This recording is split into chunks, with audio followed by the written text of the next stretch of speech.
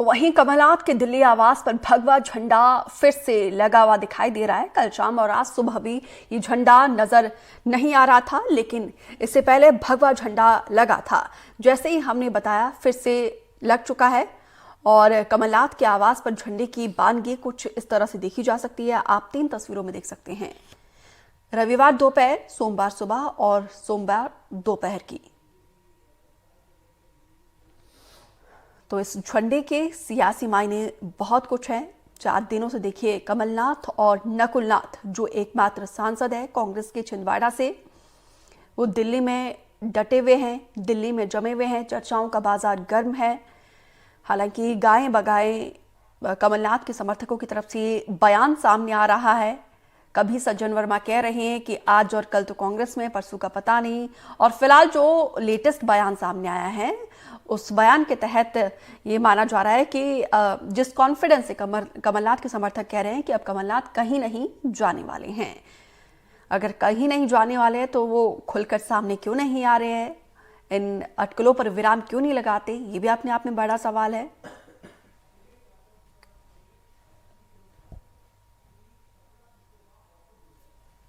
तो वहीं दिल्ली में पूर्व सीएम कमलनाथ के समर्थकों से एनडीटीवी संवाददाता प्रशांत कुमार ने बातचीत की है। आपको सुनाते हैं समर्थकों ने क्या कुछ कहा है।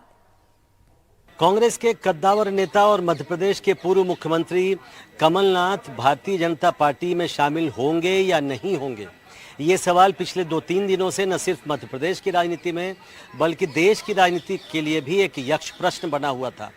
और इन सभी चर्चाओं में कई चीज़ें निकल कर आ रही थी, कई संकेत मिल रहे थे कि शायद वो बीजेपी जा सकते हैं। और उनमें एक चर्चा इस ध्वज की हुई जो कमलनाथ के घर पर, यहाँ दिल्ली स्थित जो उनका घर है, उस पे लगा हुआ है। आप देखिए, ये एक ध्वज है, भगवा ध्वज है, जिसमें जय श्री राम लिखा हुआ है।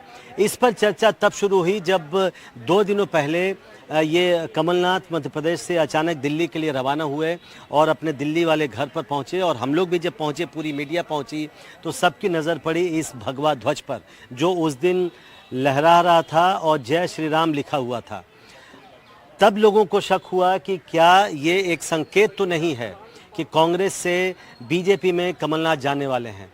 रविवार को यानी कल भी जब हम लोग पहुंचे तो उस दिन भी ये भगवा ध्वज यहीं लगा हुआ था, लेकिन आज जब हम यहाँ पहुंचे तब अचानक सबकी नज़र पड़ी कि ये भगवा ध्वज यहाँ से गायब था। और ये जो इसकी टाइमिंग बड़ी विचित्र थी, क्योंकि आज ये ऐसी खबर आने लगी कि शायद कमलनाथ की जो बात चल रही थी भारतीय जनता पार्टी में जाने की, उसमें कुछ पेच आ गया है और संभवतः वो बीजेपी ज्वाइन नहीं करें, क्योंकि कई तरह की पेचीदगियाँ उसमें आ गई है।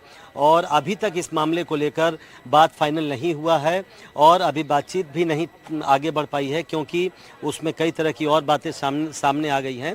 और उसी समय इस भगवा ध्वज को जब मीडिया यहाँ पहुंची तो देखा गया कि वो ध्वज नहीं था। सोशल मीडिया पर भी कई तरह की बातें इस ध्वज को लेकर चलने लगी कि क्या ये ध्वज, ये निशानी है, ये संकेत है कि कमलनाथ अब बीजेपी ज्वाइन करने वाले हैं। लेकिन जैसे ही आज ये खबर चली कि ये ध्वज आज यहाँ से गायब है और संभवतः कमलनाथ अब बीजेपी में नहीं जाएंगे, उसी वक्त यहाँ के कुछ जो स्टाफ हैं उन्होंने आकर फिर से इस ध्वज को वहीं पर लगा दिया जहाँ पर वो पहले से लगा हुआ था। हालांकि यहाँ पर जो कमलनाथ के घर पर जो स्टाफ रहते हैं उनका ये कहना था कि ये ध्वज आज का नहीं लगा हुआ है, बल्कि हमेशा ये ध्वज लगा रहता है और ये कोई नई चीज़ नहीं है, क्योंकि कमलनाथ कई मौक़ों पर कह चुके हैं कि वो हनुमान भक्त हैं, वो भी राम भक्त हैं।